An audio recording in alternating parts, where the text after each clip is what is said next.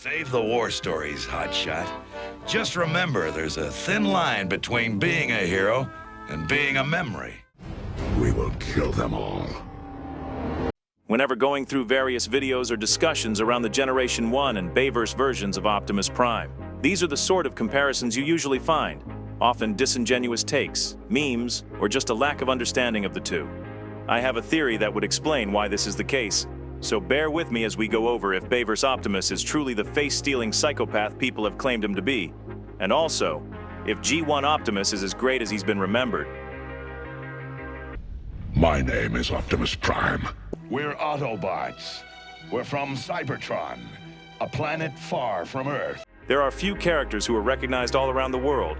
Spider-Man, Mario, Pikachu, and of course the topic of this video, Optimus Prime. Optimus Prime, who could live up to him? Optimus Prime has been a staple of the Transformers since its inception in 1984. A leader so great and beloved by his team, they willingly will throw themselves in the line of fire for him. Greetings. Blue streak. Whether you've been a fan since the original G1 Transformers series or of the Michael Bay movies, one thing that fans can agree on is the importance of Optimus Prime and what he represents. Hell yeah! He's back! He's alive! Optimus is here! But here's the thing.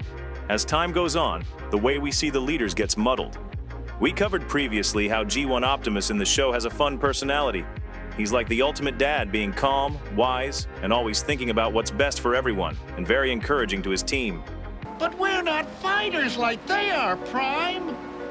We must have courage, Huffer. We can't ignore the danger. We must conquer it. Plus, he has some fun, quippy moments. As the Earthlings say, fat sense, fathead. Even gets upset at loud music like most dads would. Blaster! Shut up! But that's the problem. That's just how the show portrays him. When it comes to the 1986 movie, the situation is much more dire, and given his brief appearance, it redefined people's perception of him.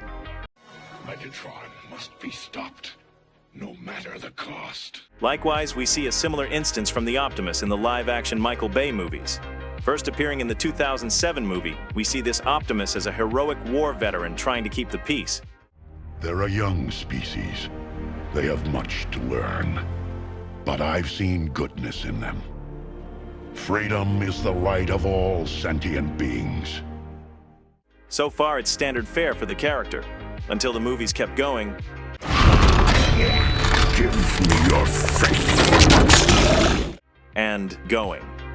You betrayed yourself. No, Optimus! You get the idea.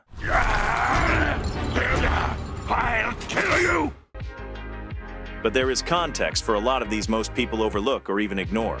I'm going to turn into a truck now. These two iterations actually carry a lot of similarities. It's almost crazy how much the Bay movies take after aspects of Generation 1. And what better way to start the comparisons than with their truck modes. G1 Optimus is a red Freightliner FL86 cab over engine, sometimes with gray stripes depending on the animators. Its simple boxy style fits with the 80s aesthetic.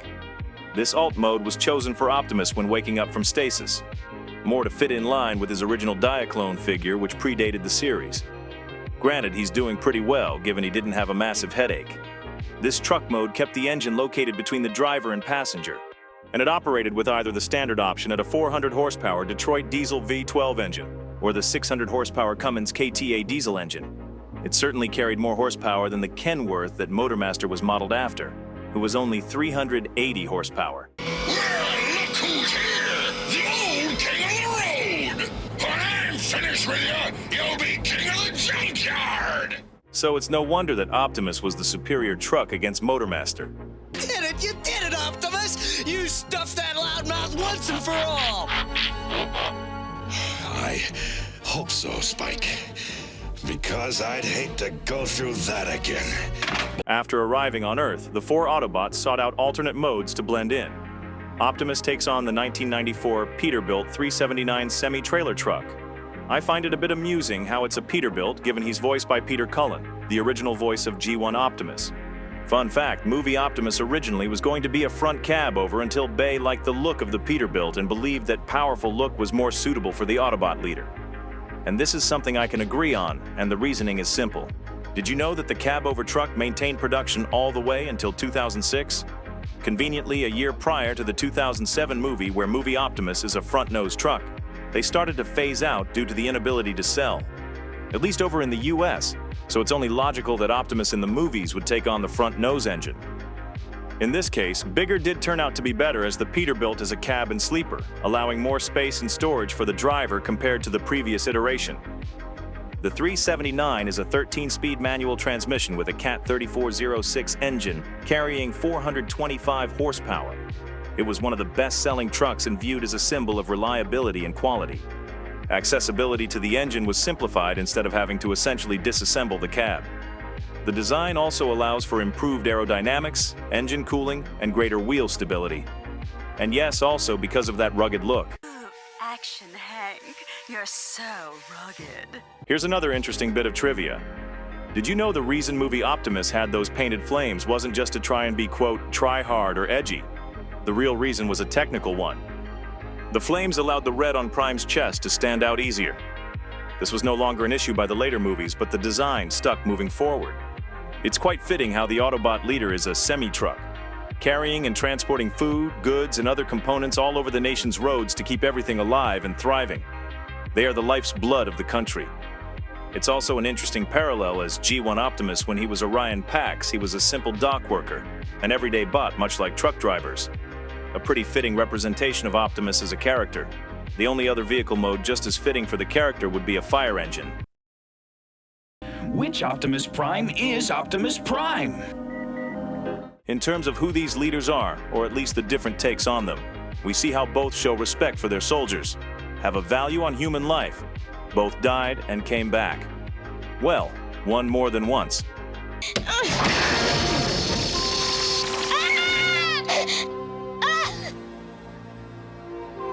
Both were brainwashed and helped turn back with the help of their yellow buddy. Optimus Prime, I know you're not evil. I believe in you. You are nothing! And yes, we already know G1 Optimus is good at basketball. Bayverse Prime? I guess that counts. It's much easier to get to know G1 Optimus as you get over 60 episodes with him appearing in most, as opposed to movies with limited runtime, especially with how disconnected and bleak everything felt the more the movies continued. I already covered how Bay was trying to stop after 3, but Hasbro wouldn't let it go. But many of you might not realize just how much they're alike. Most people overlook that Bayverse Prime is a more modernized take of G1 Optimus in our world, regardless of how dumb it can be. Don't believe me? Here are some examples. The trash talking. You're old, Megatron. Yesterday's model, ready for the scrap heap. Waste of metal. Junkyard. Having a big heroic entrance to turn the tide of battle.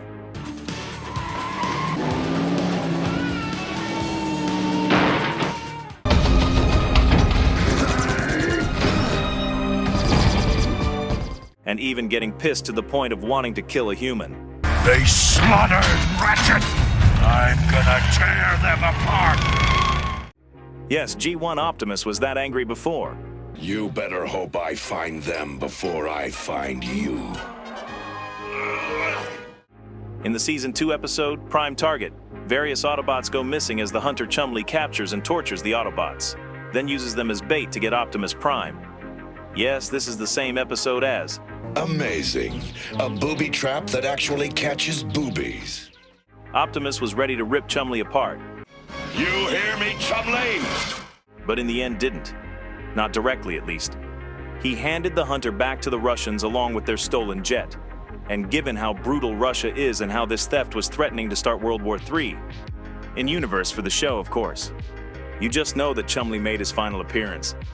Meanwhile, Bayverse Optimus in Age of Extinction makes similar threats about humans hunting and capturing them. But the big difference is, his team didn't survive. Sideswipe, Leadfoot, and Ratchet are mercilessly slaughtered, as were many other Autobots because of the battle in Chicago. What happened to you? An ambush. A trap. Set by humans. Mind you, this started because the human governments listened to the Decepticons in the first place. You! The Autobots! They're here to hunt you! What if we leave? Then you're wrong.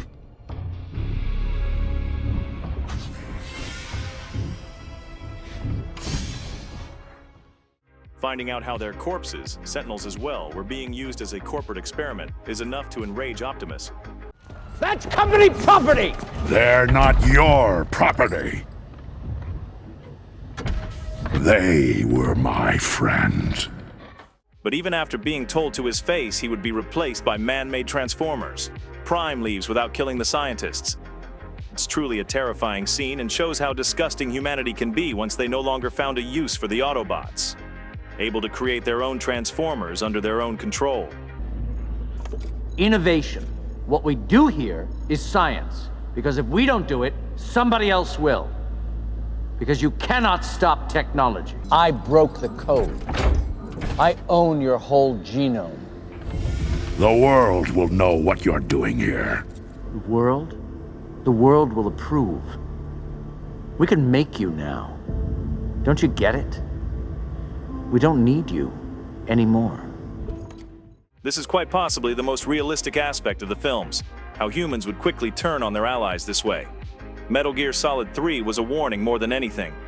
The foibles of politics and the march of time can turn friends into enemies just as easily as the wind changes. Ridiculous, isn't it? Yes, this version of Optimus does shoot to kill a human. But here's the context. His human ally Cade is about to be killed and Optimus is already busy in combat with Lockdown. He has only seconds to react, so he takes the shot. Optimus killed one human to save another, and he felt bad about it afterwards. Yet people will use this moment to call him out as a monster. And to anyone who wants to call out Bayverse Prime as the bad guy or unhinged for moments like this, we will kill them all. We'll cover just who you're defending in a moment. In G1, the most we see Optimus dealing with human pushback is the episode Megatron's Master Plan when they're exiled after being framed. But we do see his successor, Optimus Prime, in what seems like a constant berating from government leaders about their battles. This is very bad for business. You frighten locals and scare tourists away. Yeah, then maybe you ought to try protecting yourselves. Your presence and the presence of others like you does endanger us. And it would only be a matter of time before humanity's resentment turned on them, as it did in the return of Optimus Prime when the hate plague was unleashed. Bayverse Prime has been through an even worse hell. We first see him hunted by Sector 7, watch his friend get captured to suffer who knows what, then battled the Decepticons to win humanity's trust.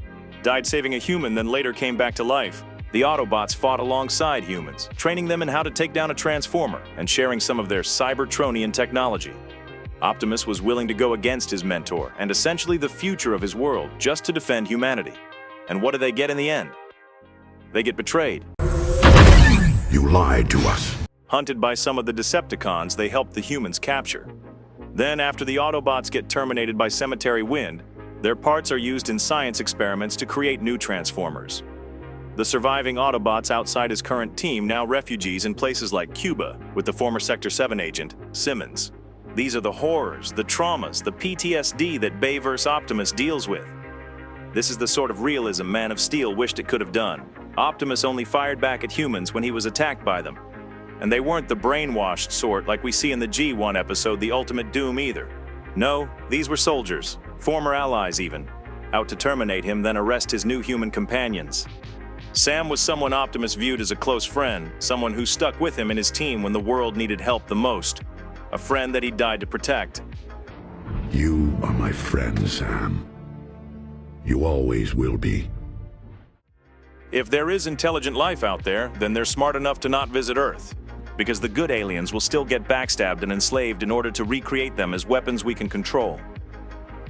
We see that both Optimus have a caring relationship with their human allies, or at least the ones who directly support and fight alongside them like Spike or Sam. But here's another interesting scenario. It's no secret that Optimus isn't a fan of the Dinobots, regardless of the continuity. You stole the Dinobots and took them to an island? With G1, It is oddly more fitting considering a purple dinosaur gave him a splitting migraine. Yes, we all know how Bayverse Optimus beat up and threatened to kill Grimlock. It was only after trying to use his words, but strength is the only thing these creatures understood. Similar with Generation 1, Grimlock doesn't respect Optimus because of his lack of direct action against the Decepticons, so he only tolerated him after Optimus saved his life. The Dinobots in G1 were built by the Autobots to be weapons, but they were treated almost like slaves and locked up in the cave until Optimus could ship them out to an island. This is somewhat understandable as due to their size and erratic nature, the base would be more at risk from the Dinobots than any Decepticon. Meanwhile, Bayverse Prime does let them leave after the battle. The point stands that both have a dislike for Dinobots but respect them enough, at least in their own way. Both takes of Optimus have had their fair share of tough decisions to make, some tougher than others. And if there's one thing about G1 Optimus, is how he doesn't like taking a life. In all of the G1 show, he's only ever done so on screen in War Dawn when just being revived from near death, or the energy gremlin, Kremzik, or that dragon from that other episode, but we'll chalk it up to Optimus hating reptiles. But here's where it gets interesting. In Generation 1's multi-part special, The Ultimate Doom, Optimus is given an ultimatum. Either allow Cybertron to be destroyed in the space bridge or bring it into Earth's orbit, essentially dooming our planet and its ecosystem. And what does the best and most beloved Optimus do? Very well, Megatron. You win.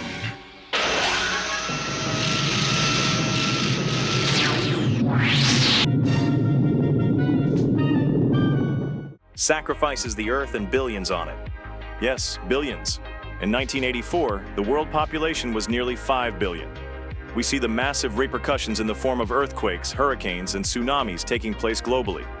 The gravitational pull alone could have bumped the Earth out of orbit like the Night Kids hitting a guardrail.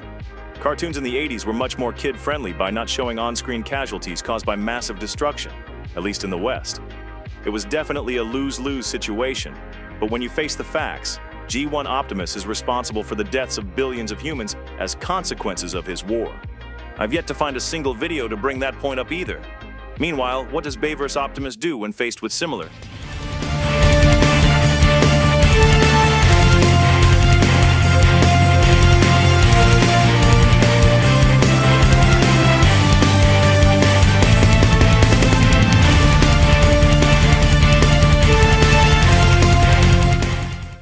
It really speaks for itself. At least G1 Optimus felt bad about his choice. My actions may have cost Earth its future. You did what you had to do, Prime. What any of us would have done. Are we certain the G1 Autobots have been on our side or just out for their own? The parents are very irritating. Yeah. Can I take them out? Ironhide, you know we don't harm humans. What is with you? Well, I'm just saying we could. It's an option. Apparently, the Autobots have always been a little unhinged. What's the matter with you? Can't you be quiet? He wants us to be quiet. And you'll never hear anyone else talking about these flaws on G1 Optimus because he's held on this pedestal. He's seen more for being a legend than the character he actually was. All right, let's get this over with quickly. G1 Optimus is a powerful warrior. There's no doubt to his strength, but he lacks the conviction to actually end the war. He's not as great a leader his successor Rodimus actually ends up becoming. In fact, the next weekend after Optimus returns as leader, we see the Decepticons completely overrun and nearly destroy both Earth and Cybertron. Just by the vague plot, it all happens to work out. This really is the ancestor of Beast Machine's Primal. Do not question Vector Sigma's motives. That means Prime's inactions will be responsible for the deaths of many worlds. Billions, even trillions will die because of G1 Optimus Prime. When Black Arachnia said the Great War ended 300 years prior, I can believe that because of how unwilling Optimus was to actually end the war, unless it was by accident. Negative. I am Shrapnel Decepticon here. Shrapnel? That was a Decepticon from the Great Wars 3 centuries ago. He's wacko. Wacko? No. Bayverse Prime in the first few movies has his moments of inspiration. For today, in the name of freedom, we take the battle to them. And is an absolute force to be reckoned with. Not to mention one scene in particular capturing the very essence of who Optimus Prime is as a character. You'll never stop at one. I'll take you all on! Regardless on how you feel about the Bay movies. That said, he's also very brutal.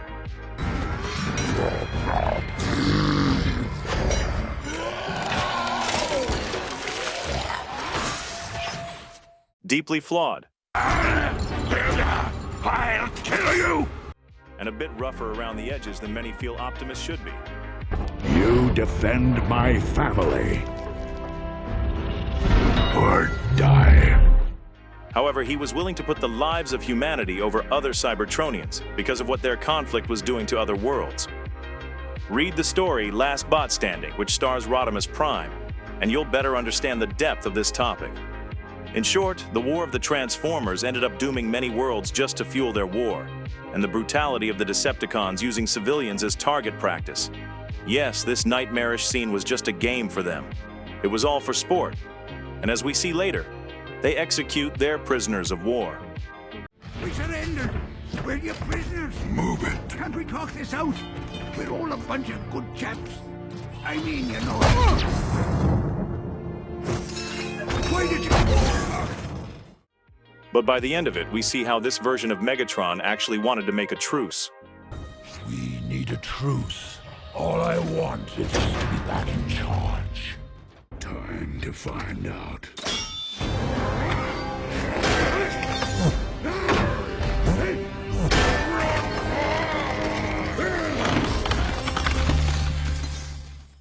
And then that happens. Look, I'm not going to say that was a good call, but there is an explanation, something I've alluded to in previous videos. There was a novelization of the movie's events for sale on Amazon. However, they have the absolutely brilliant idea of allowing people to preview the ending. So instead of the first lasting truce between Optimus and Megatron, we get...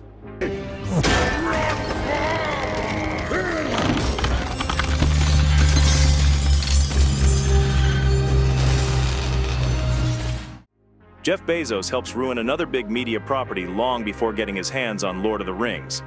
Thanks for that, Mr. Bezos. I'm not justifying executing Sentinel, but it's understandable given the surrounding circumstances and what led up to it.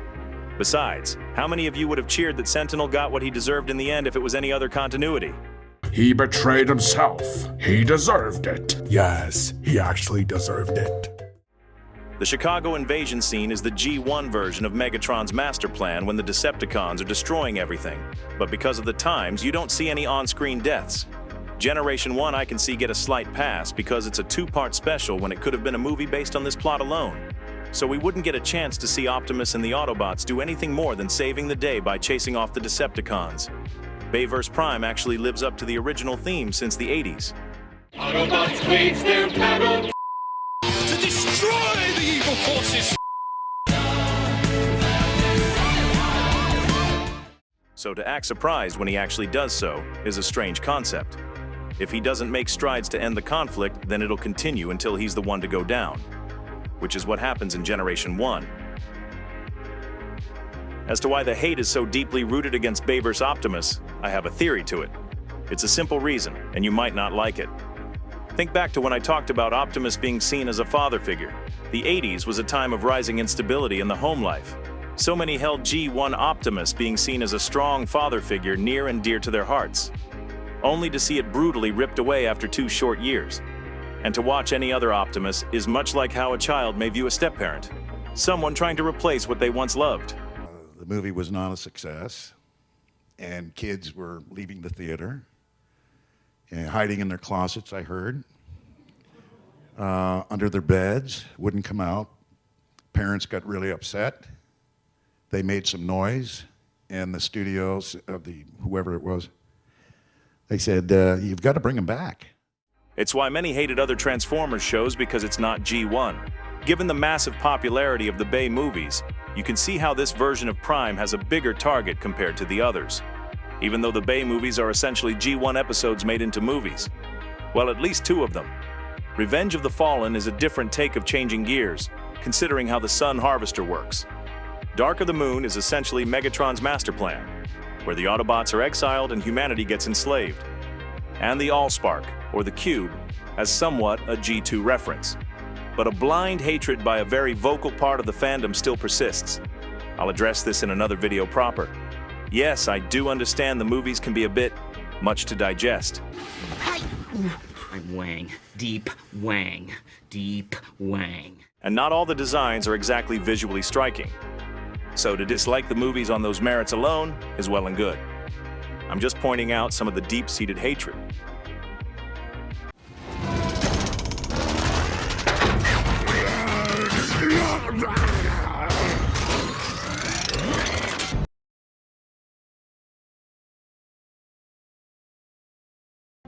So, where does that leave us? G1 Optimus is the classic hero. If you're gonna be a hero, be a real hero. A shining symbol of hope and courage. He's the leader we'd all want in peaceful times and inspires us to be better people. But sadly, is unable to get the job done because he's too soft in a war of all things, permitting countless innocents to suffer as a result. I get that the 80s was a different time, and it was a toy commercial, so the war had to keep going for toy sales. Bayverse Prime, on the other hand, is a warrior forged by chaos. He's not the greatest, but he gets the job done. It's unfortunate that as the movies went on, he became that image of an action hero he was never meant to be. Hasbro just should have stopped at 3.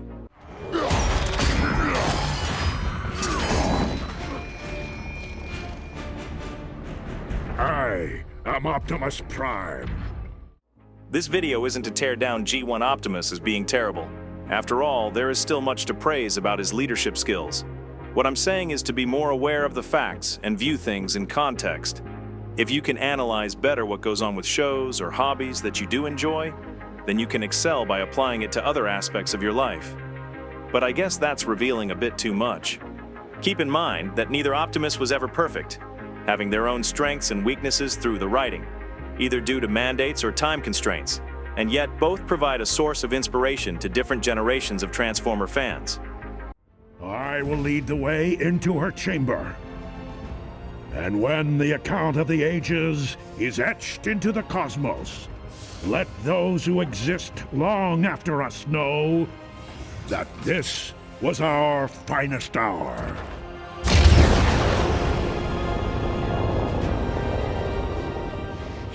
Love that guy. In fact, there are other takes of G1 Optimus that addresses some of the issues discussed. The Skybound comics showing an Optimus with naivety to Earth's environment, feeling grief from accidentally stepping on a deer, but is willing to fight with brutality if it means protecting the weak. Or how in Transformers Devastations, the Optimus who once nearly doomed the Earth and its citizens to save a dying Cybertron, chose to protect all life on Earth, destroying the artifact that retained their culture and history, accepting that Earth was their home. Now we know which Prime is Prime. The real one would save Spike. When it comes down to it, it's all about the era they come from and how the times change. Generation 1 and the Bayverse movies are so much similar, just in different ways concerning plots. I want you to know that no one is trying to take away your memories or love for G1 Optimus. He just wasn't flawless. And the Bayverse Optimus isn't that unjustified psychopath many claim him to be. Rather, he's been broken so much by what humans did to him and his race. The constant lies dealing with the viper pit known as government and betrayals. But he still chooses to save our world anyways. He is the Optimus we need. A strong leader who puts fear into his enemies. I never said I wouldn't be against his methods. It's a bit dirty, but it gets the job done. This has been a bit of a lengthy video, and I thank you for sticking around to the end. Let us know in the comments which version of Optimus is your favorite. Do you think that G1 Optimus should have gone after Galvatron? Remember to like, subscribe, and hit the bell icon for more content. Until next time, keep those engines roaring and roll for it.